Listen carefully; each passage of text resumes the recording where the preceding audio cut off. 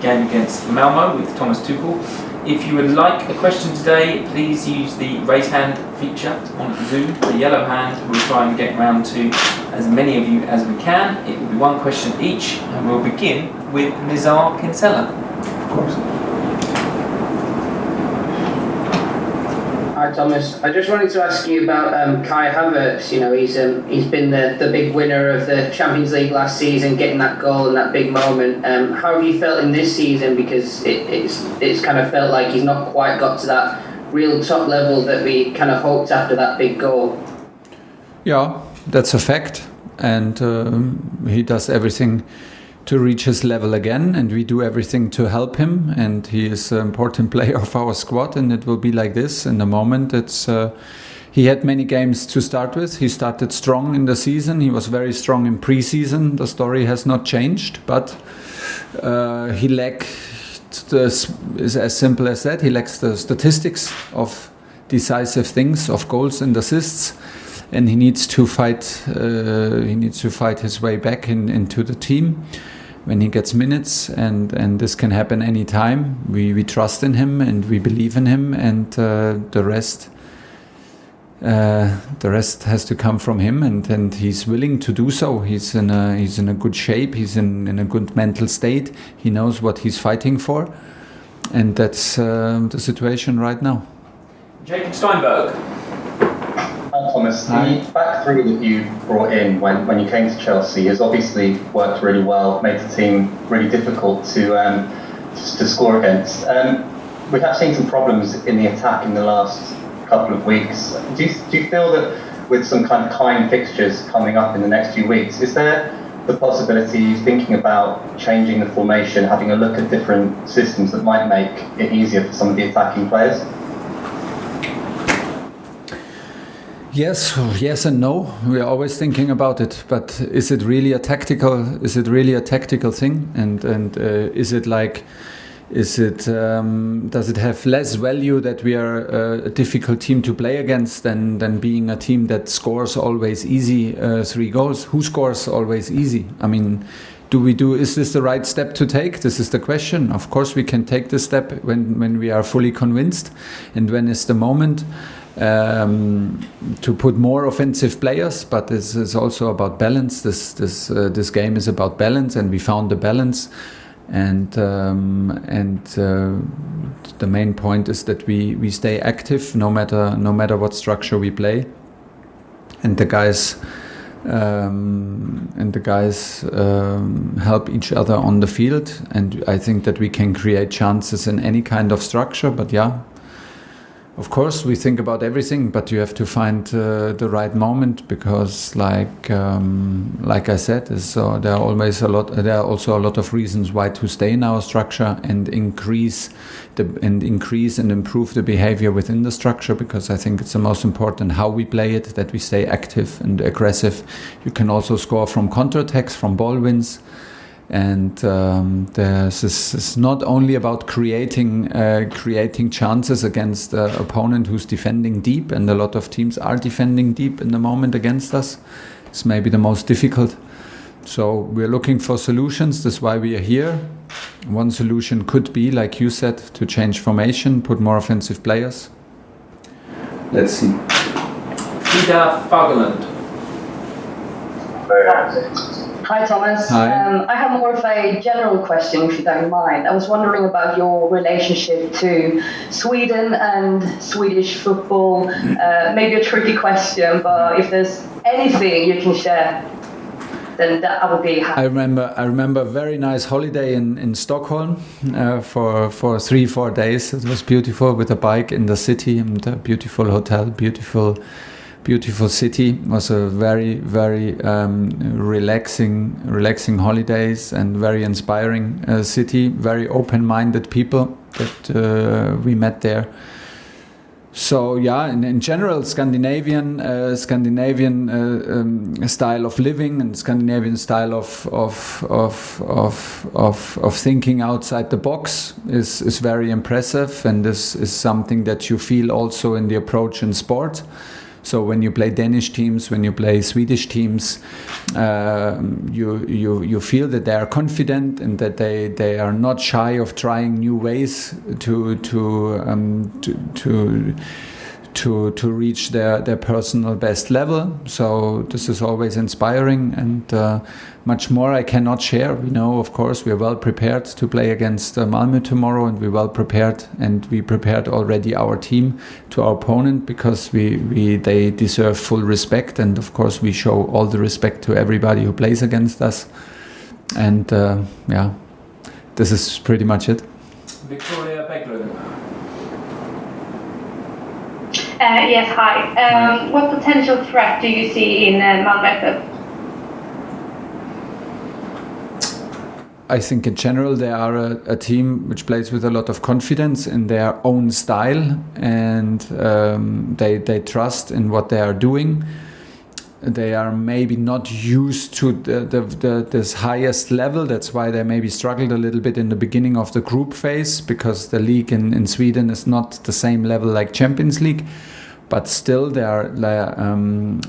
have a certain style, and they trust their style, and I feel them very confident within that. So we should absolutely not underestimate it, and we should respect them like we respect any team, and turn it around and be on our top level. It's a very successful coach. It's a very successful coach as a player. They are individually good, and like I said, it's a team that trusts their own style, and can hurt you any minute if we're not awake. Paul Gilmore. Hi Thomas, since winning the Champions League, you've obviously added Romelu Lukaku. I was just going to ask you, do you think the players are still adjusting to having a player like that in the team, and is there anything more you can do from a tactical point of view just to get the best out of him on a consistent basis?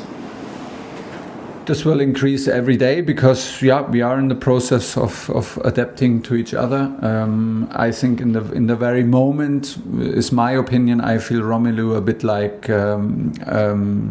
like overplayed. I think he played too many competitions over the summer, with too many competitions with national team. Now he played the Nations League, and he is a fantastic athlete, and such a competitive guy that he digs in deep, and he wants to win these things. He never takes them easy, and judges games. He wants to be out there and win. So I know how much he wanted to have a good outcome for European Championship with Belgium, and in the opposite, and now again in Nations League. This was a huge match for him personally. It meant a lot to him. It means a lot to him to play for his country.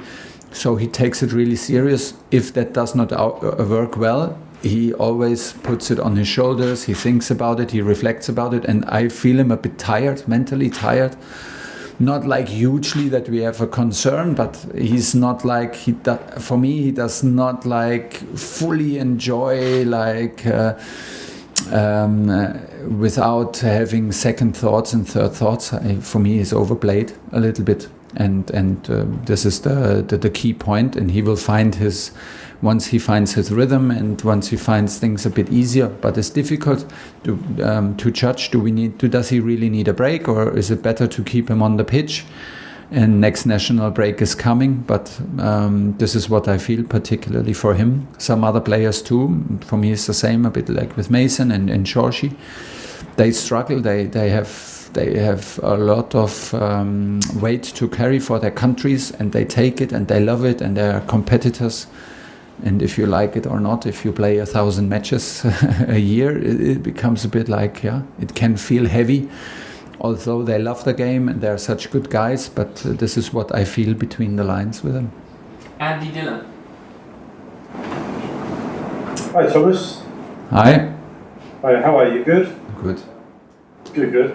I know we only have one question today, and I do have a pointed question for you, but if I may just as well ask about team news. I know we always like to kind of find out about the housekeeping, who's fit, who's not, please. That might be, and then I'll ask you another question after that, please. That's an easy one. It's only Christian Pulisic who's missing tomorrow. Okay, thank you. Now, I was interested last week when you were talking about your players being nominated for the Ballon d'Or, and you said you had absolutely no idea which Chelsea players were nominated, and you're not interested in individual awards. So I wonder if you might tell us, what have you done with your UEFA Coach of the Year award then? Where is it? And I cannot. You don't know where it is. Yeah, I don't have a room for this, and it's not in my office that everybody sees it when you come in, and I don't have a room for this at home. I love my work, and I love my work on an everyday basis, and that does not change if I get a trophy or not a trophy. I'm very grateful that I got it. It's unbelievable, almost unbelievable to have this, but I will not change my opinion on this. This is my right to have my opinion, and I have my opinion on this. Okay, last two, Moose and then Matt Law to finish. Moose. Hi Thomas. Hi. Hi.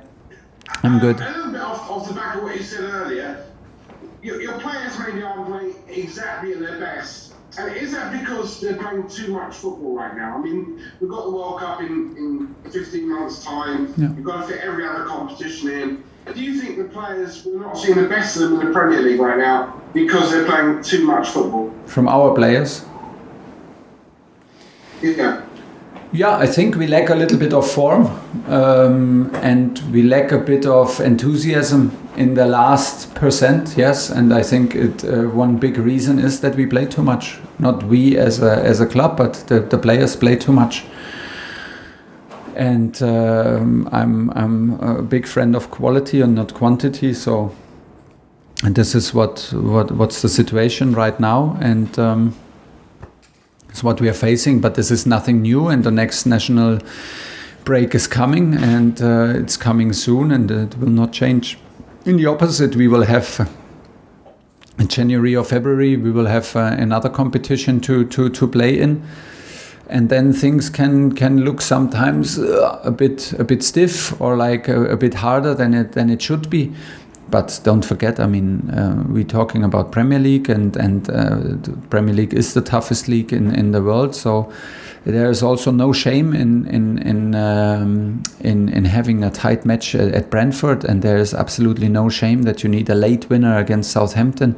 It is what it is, and it is very important that we don't feel ashamed, and we don't are too critic with ourselves. It is what it is, and if you have hard moments, you fight through the hard moments. We wanted to be a team that nobody likes to play against, and we are on a good way. And from there we try to improve. Will it ever feel easy that we win our games? I'm not so sure. I'm not so sure if it feels easy for any team in Premier League to win any game, let it be at home or away game. So maybe it's normal, and you have to embrace the situation that it's difficult at the moment. In the moment we find our ways to win the games, there's still room to improve. I agree with everybody, but we lack a bit of form, we lack a bit of freshness, we lack a bit of joy. And for me, the key reason is not the mentality, is not the attitude, is nothing else but what you said.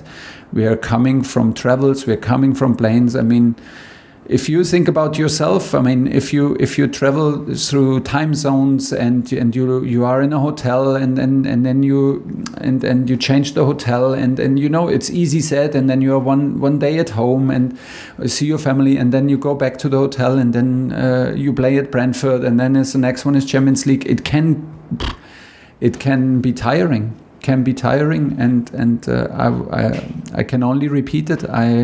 I'm a big friend of quality, and the quality players need to be in shape because the spectators want to see the best players in the best shape, and this is simply too much football and too many different competitions. Last question, Matt Law. Hi Thomas. Hi.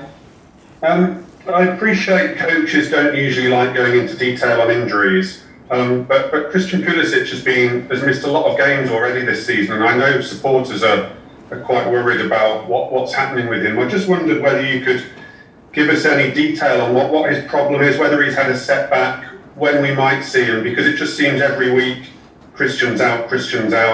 Yeah. And I, for one, don't really know what's wrong with him, I've got to be honest. Well, he got injured during a match with USA, and was a foul, was a tough foul, and he hurt his ankle. There's nothing to worry in terms of that we are hiding details or we're not telling you details. I cannot give you all the details because I'm simply not a doctor. But in the moment he has some setbacks from pain. Not from major injury or not from complication, it's simply the pain in the ankle that disturbs him. And once these players with these quick movements like Christian, once they feel this pain and are not free in the movement, it's the recovery is not happening. So you start all over again and you reach a certain point and then the pain comes back and you have to do a little pause and then you start all over again. So right now we are very, very close. He was already so close to come to team training last week and had a little setback and a little reaction by pain. Nothing serious, but serious pain. And from there on we go. He is very impatient, of course, and he does everything, and we can see him suffer in every meeting and every time we meet him here. In our training center, he's really suffering. He wants to be on the pitch and help us, and everybody's doing its very best. But unfortunately, the injury takes its time. Okay, we'll leave it there. Stay online, please, for Rhys James.